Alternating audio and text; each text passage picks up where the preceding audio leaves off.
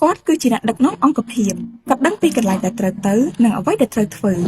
ហើយគាត់ពិតជាប្រឹងប្រែងខ្លាំងណាស់ក្នុងការដឹកនាំអង្គភាពរបស់គាត់ទទួលខុសត្រូវទាំងស្រុងចំពោះការងាររបស់គាត់ហើយដោយហេតុនេះគាត់អាចជួយអង្គភាពបានយ៉ាងច្រើននេះគឺជាអ្នកធ្វើការដែលមានប្រសិទ្ធភាពខ្ពស់គាត់មានឆន្ទៈយ៉ាងខ្លាំងក្នុងការធ្វើការរៀនសូត្រនិងកែលម្អជាមួយនឹងការណែនាំនិងបណ្ដុះបណ្ដាលត្រឹមត្រូវគាត់នឹងក្លាយជាអ្នកអនុវត្តការងារដ៏ល្អនាពេលអនាគត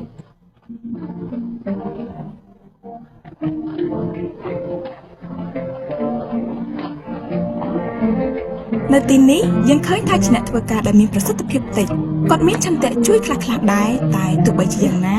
ការចូលរួមរបស់គាត់មិនបានផ្ដល់លទ្ធផលអ្វីធំដុំដល់អង្គភាពឡើយ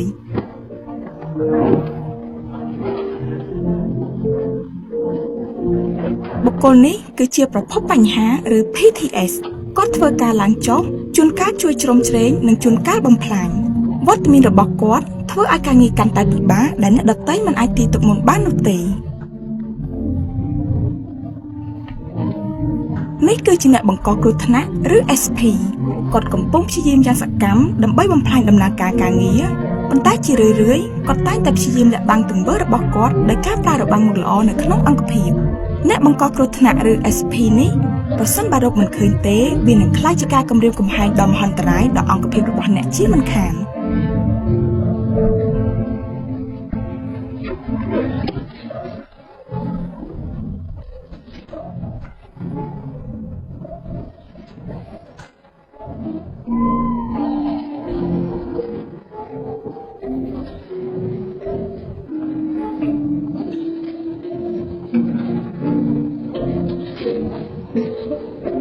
រៀនពីរបៀបបែងចែកមនុស្សឲ្យបានជាក់លាក់រវាងមនុស្សដែលធ្វើការមានប្រសិទ្ធភាពនិងអ្នកដែលបំផ្លិចបំផ្លាញ